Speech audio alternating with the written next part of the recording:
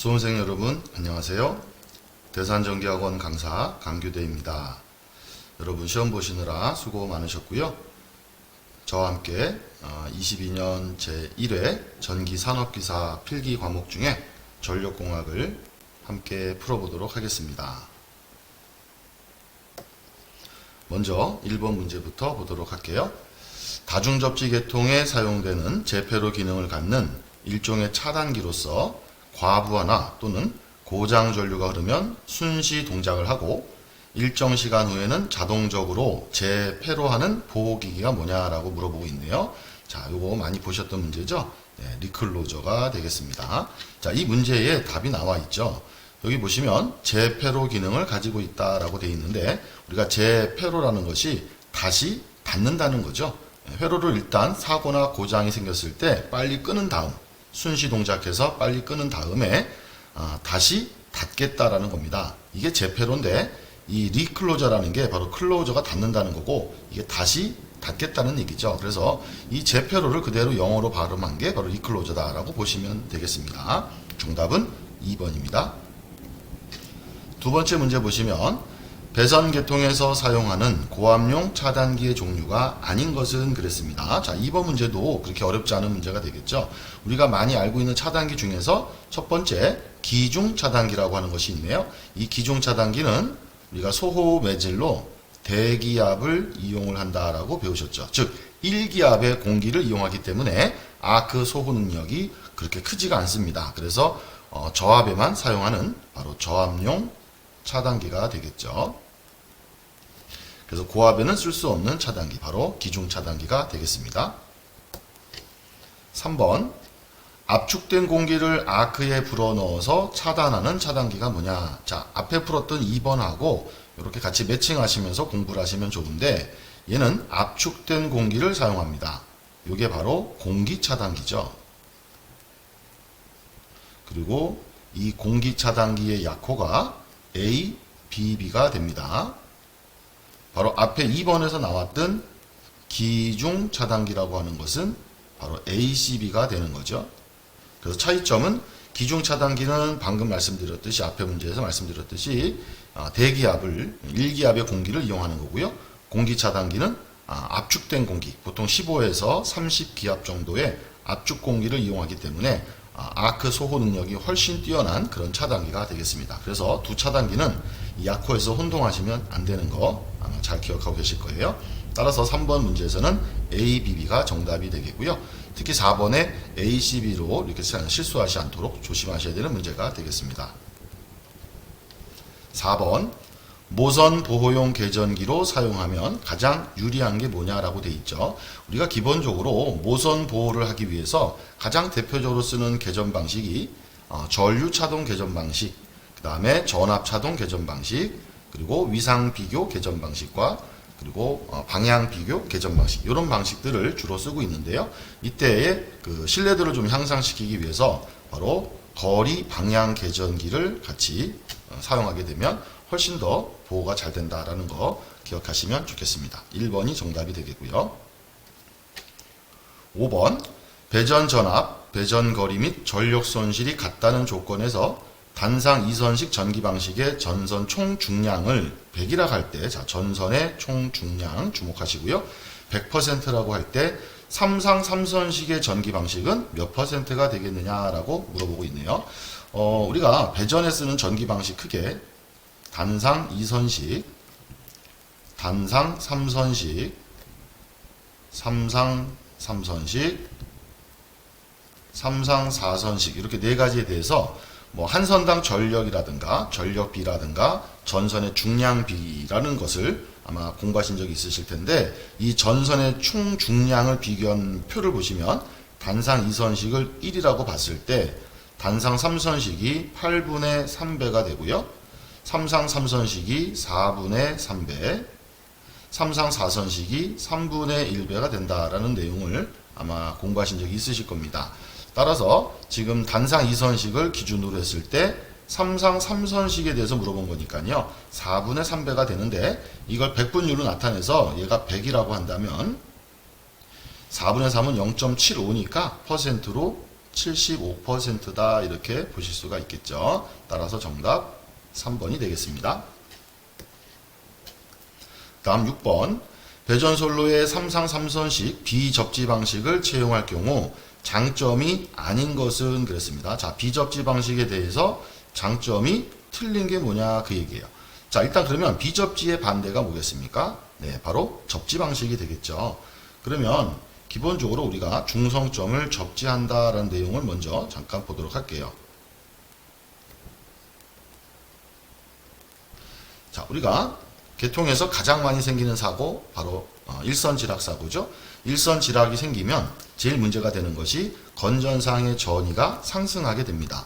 그 전이 상승을 억제하기 위해서 하는 것이 바로 접지죠. 그래서 이 중성점 접지의 가장 큰 목적 또는 이유가 뭐냐라고 한다면 바로 전이의 상승을 낮춰주는 거다라고 기억하시면 되겠죠. 자, 요게 지금 제가 그냥 간단하게 2라고 썼는데 정확히 말하면 지락사고 시 건전상의 전이 상승이다 이렇게 기억하시면 됩니다. 그래서 전이가 상승하는 것을 낮춰주려고 하는 게 바로 접지의 목적이다. 자, 대신에 부작용이 있죠. 전이 상승을 막을 수는 있는데 어떤 부작용이 있습니까? 바로 지락시에 지락전류라는 게 흐르죠. 이 지락전류가 접지를 하게 되면 아주 큰 전류가 발생한다는 거예요. 바로 이 지락전류가 커짐으로 인해서 계통의 그 근처에 통신선의 유도장애를 많이 일으키고 그 다음에 차단기에 부담을 주고요.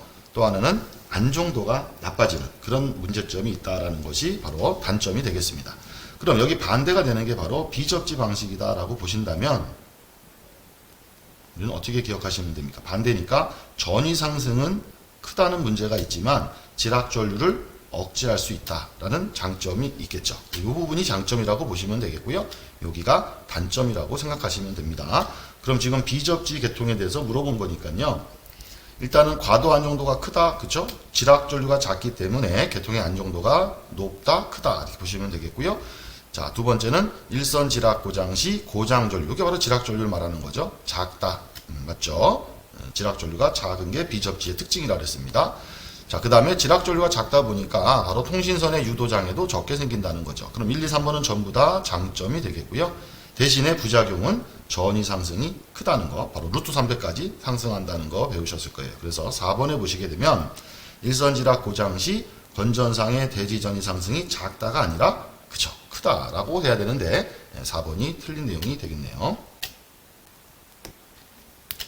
7번 뒤진 용률이 80% 1000kW의 삼상 부하가 있습니다.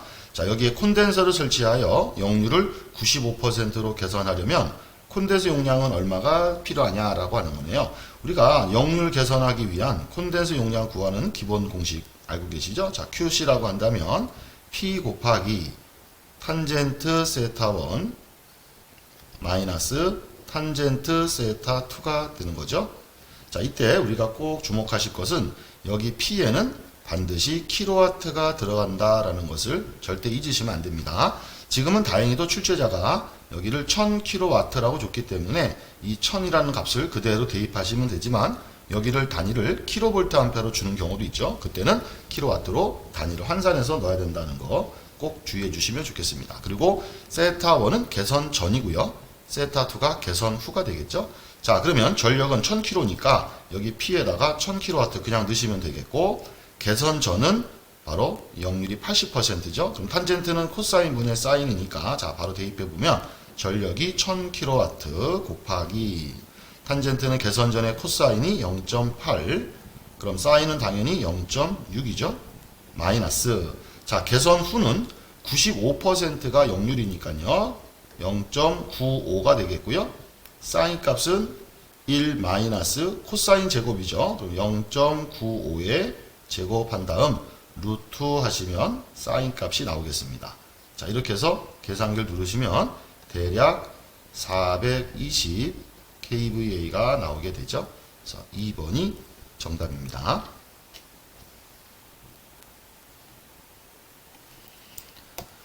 자, 8번을 보시면 그림에서 X 부분에 흐르는 전류는 어떤 전류냐라고 되어 있네요. 자, X 부분 보시면 맨 아래쪽에 계전기, 여기를 지나가는 전류가 뭐냐라는 겁니다. 자, 평상시에는 지금 여기 CT, 변류기가 각 상에다가 연결됐기 때문에 요 세 전류가 각 A, B, C 상의 전류가 합쳐져서 일로 모여질 텐데요. 우리가 보통 대칭 3상, 평형 3상은 세 전류 합이 0이죠. 따라서 평상시에 여기는 전류가 흐르지 않습니다. 그럼 여기에 전류가 흘렀다라는 것은 요 왼쪽에 접지된 걸 보실 수 있겠죠. 바로 어딘가에서 계통에 지락이 발생했을 때 그 지락 전류가 흐르게 된다라는 얘기고요. 그 지락 전류는 전부 다 영상 전류가 되겠죠. 그래서 4번이 정답이 되겠습니다. 9번 계통의 기기 절연을 표준화하고 통일된 절연 체계를 구성하는 목적으로 절연 계급을 설정하고 있다. 자, 이 절연 계급이 핵심 키워드가 되겠습니다.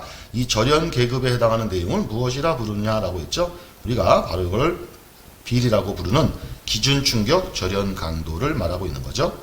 2번이 되겠습니다. 10번 전력용 콘덴서에서 방전 코일의 역할이 뭐냐? 이거 너무 쉽죠? 자, 방전 코일 하는 일이 뭐죠? 방전시키는 역할을 합니다. 콘덴서는 전하를 축적하는 능력이 있기 때문에 잘못하게 되면 콘덴서에 축적된 전하로 인해서 감전의 위험이 있죠. 그래서 여기 축적된 전하를 빨리 대지로 방전시켜 주려고 만든 게 바로 방전 코일입니다. 그래서 콘덴서에 축적되어 있는 남아있는 전기를 보통 잔류 전하라고 부르고요. 얘를 대지로 방전시키는 거죠. 네, 1번이 정답이네요. 11번 배전선의 전압 조정 장치가 아닌 것 그랬습니다. 우리가 배전선로에서는 바로 전압 강화가 생기기 때문에 중간중간에서 전압을 다시 조정해 줘야 되는 필요가 있는데 대표적인 게 승합기, 유도 전압 조정기, 주상 변압기의 탭 전환 장치가 있겠죠. 2번의 리클로저는 아까 처음에 1번 문제에서 보셨듯이 일종의 재폐로 차단기이기 때문에 얘는 전압 조정하고는 관련이 없는 장치가 되겠습니다. 12번 철탑의 접지 저항이 커지게 되면 가장 크게 우려되는 문제점이 뭐냐라고 했네요. 자, 철탑의 접지 저항이 커졌을 때 생기는 문제점. 우리가 이렇게 철탑을 세우면요. 여기가 대지라고 보시고요. 자, 모든 철탑은 대지에 접지가 되어 있는 거 알고 계시죠? 그리고 여기 철탑에 이렇게 애자가 매달려 있고요. 여기 전력선이 이렇게 가고 있습니다. 그런데 철탑 꼭대기 최상층부에 또 다른 전선 하나가 이렇게 매달려서 가고 있는 거 보실 수 있죠? 자, 이 철탑 맨 꼭대기에 매달린 전선이 바로 가공지선이라고 부르는 거고요. 이 가공지선이 뭐 하는 거냐? 낙뢰로부터 전선로를 보호해 주는 거죠. 자, 뇌운이 와서 뇌격을 때릴 때 송전선, 전력선을 때리지 말고 여기 가공지선을 여기를 때려라 이겁니다. 여기에 낙뢰가 떨어지면 이렇게 뇌서지가 들어와서 얘가 접지를 통해서 이렇게 땅으로 빠져나가야 되는 거죠. 그런데 우리가 접지를 하는 과정에서 여기 불가피하게 뭐가 생겨요? 바로 접지 저항이 발생하게 됩니다. 아무리 접지를 잘하려고 해도 접지 저항이 생기게 됩니다. 이때 이 접지 저항이 너무 크게 되면 바로 어떤 문제가 생기느냐? 요 뇌서지가 이렇게 대지로 빠져나가는 것이 아니고 저항이 크다 보니까 오히려 여기 애자의 절연을 파괴시켜 버리죠. 그러면서 전선로로 거꾸로 이렇게 타고 들어오는 이런 현상이 생기게 됩니다. 이런 현상을 우리가 바로 역섬락이라고 부르는 거죠. 따라서 결국 이 철탑의 접지 저항이 너무 커지게 되면 이 역섬락이라는 현상이 발생한다라는 것을 기억해 주시면 되겠습니다. 바로 2번이 정답이 되겠네요. 13번 송전선의 특성 임피던스와 전파 종수는 어떤 시험을 통해서 구할 수 있느냐. 자, 요거는 우리가 꼭 특성 임피던스와 전파 종수가 아니더라도 우리 모든 전력계통에서 가장 기본적이고 중요한 시험이 두 가지가 있죠. 그것이 바로 무부하 시험과 단락 시험이 되겠습니다. 또는 무부하 시험을 부하를 없애는 거니까 개방 시험이라고도 하죠. 그래서 개방 시험 이렇게도 부를 수 있겠죠. 참고로 특성 임피던스를 보통 우리가 이제 Z0라고 쓴다면 기본 공식이 루트의 Z 나누기 Y고요. 자, 전파 종수 값만은 루트 Z 곱하기 Y. 자, 이렇게 구한다는 거 아마 보신 적 있으실 텐데 이때 Z와 Y가 보통 직렬 임피던스, 병렬 어드미턴스 이렇게도 부르지만 요 Z를 다른 말로는 단락 임피던스, 얘를 개방 어드미턴스 이렇게 부르죠. 바로 얘가 단락 시험을 통해서 얻어내는 거고요. 이게 개방 시험을 통해서 얻어낸다는 겁니다. 이때 개방 시험이 바로 무부하 시험이 되겠습니다. 그렇죠? 그래서 항상 요 Z와 Y 값을 구하기 위해서는 당연히 무부하 시험과 단락 시험이 먼저 시행이 돼야 된다. 그 얘기가 되겠습니다. 자, 그 다음 이어서 14번을 보겠습니다. 14번 보시면 전선의 지지점 높이는 31m고요. 전선의 이도가 9m입니다. 이때 평균 높이가 얼마냐라는 거네요.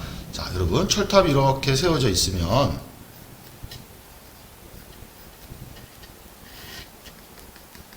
이렇게 수평거리가 있을 때 전선을 팽팽하게 매다는 것이 아니고 이렇게 적당히 떨어뜨려서 우리가 2도라는 걸 주게 되죠. 네, 이렇게 전선이 늘어지게 됩니다. 여기가 2도가 되겠습니다. 자, 그러다 보니까 이 철탑에 전선이 매달린 높이와 여기 늘어진 요 높이는 서로 다르게 되겠죠. 여기 높이를 H라고 가정한다면 여기는 H에서 2도를 뺀 만큼이 될 거라는 거죠. 따라서 이 전선이 대지하고 평균을 냈을 때 높이가 얼마가 되느냐, 그게 바로 평균 높이가 되는 겁니다. 이 평균 높이 구하는 공식이 이렇게 되죠. 자, 전선의 평균, 지표면의 평균 높이는 지지점 높이에서 2도의 3분의 2배만큼을 뺀다라는 거죠. 그럼 지지점 높이가 지금 31m고요.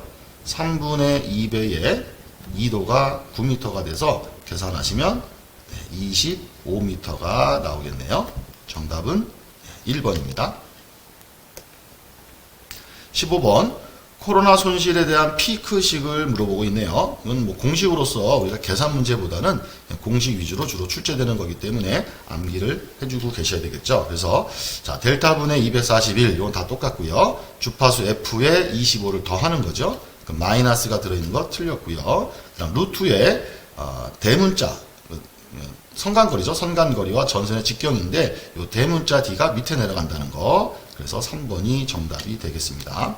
그리고 여기 2에서 2제로를 빼서 제곱을 했는데요. 요 2가 대지전압이고 2제로는 코로나 임계전압이 되는 거죠. 얘네들의 이름도 간혹 물어보는 경우가 있기 때문에 같이 기억을 해주시면 좋겠습니다.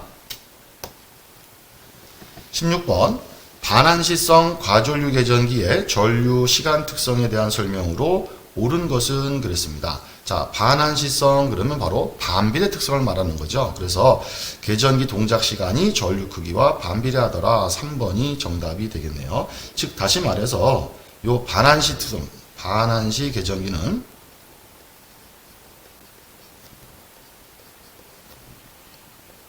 자, 계전기가 동작하는 데 필요한 동작 전류가 작을 때는 계전기가 동작하는 동작 시간이 길게 설정되어 있는 거죠.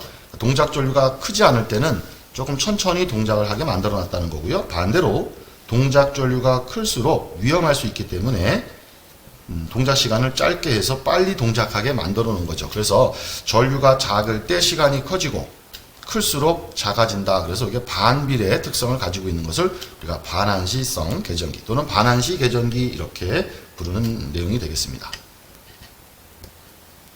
17번 옥내배선의 보호 방법이 아닌 것 그랬죠. 자, 기본적으로 과전류 위험하죠. 보호해야 됩니다. 절연 접지를 보호해야 되겠죠. 그러니까 우리가 절연 상태가 나쁘게 되면 뭐 누전이 된다든가 문제가 생길 수 있기 때문에요. 자, 질환, 사고죠. 보호를 해야 됩니다. 그런데 3번의 전압 강화는 우리가 물론 좋은 건 아니죠. 전압 강화가 많이 생기면 부하가 정상적으로 운전할 수 없다든가 여러 가지 피해를 문제를 일으킬 수 있겠지만 요 자체가 그 부하가 제대로 동작하지 않는 것 외에 계통에 어떤 큰 피해를 주는 것은 아니기 때문에 3번의 전압 강화 보호는 특별한 보호 방법이 아닌 내용이 되겠습니다.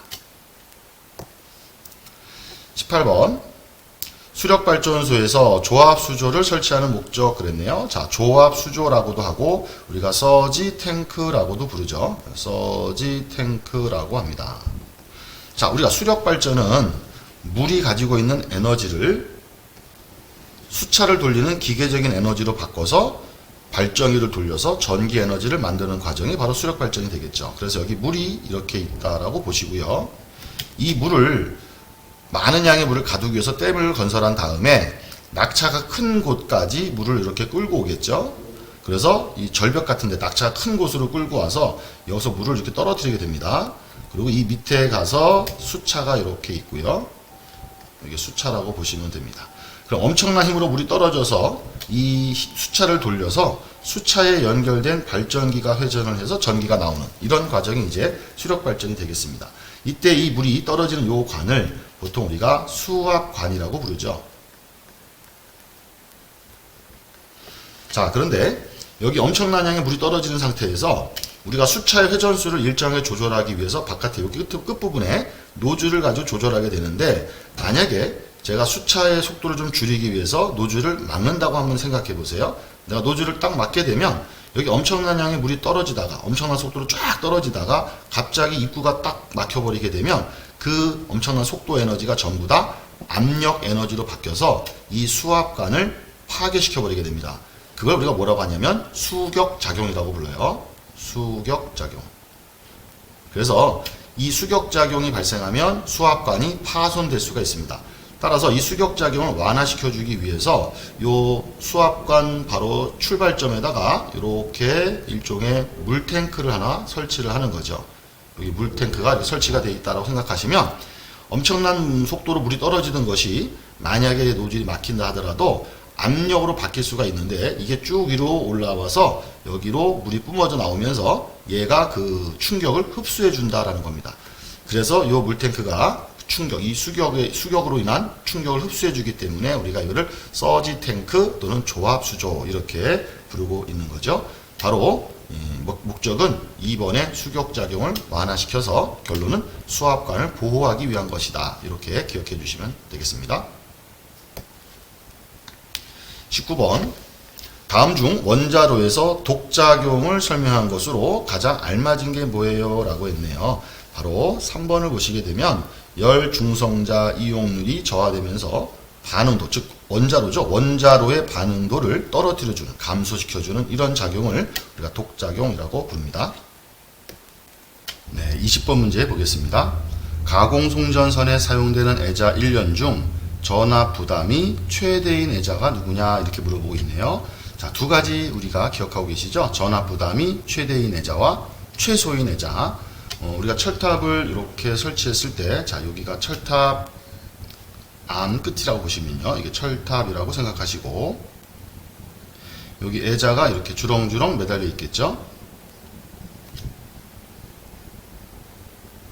그리고 그 끝으로 전선이 이렇게 가고 있다고 예를 들어 보겠습니다. 여기가 전선입니다. 자, 이와 같이 애자가 주렁주렁 매달린 이 상태가 바로 애자련이라고 하는 거죠. 이 애자련 중에서 당연히 전압 부담이 가장 큰 것은, 전선이 전압이 높으니까 전선 가장 가까이에 붙어 있는 요 애자가 전압 부담이 가장 클 거고요.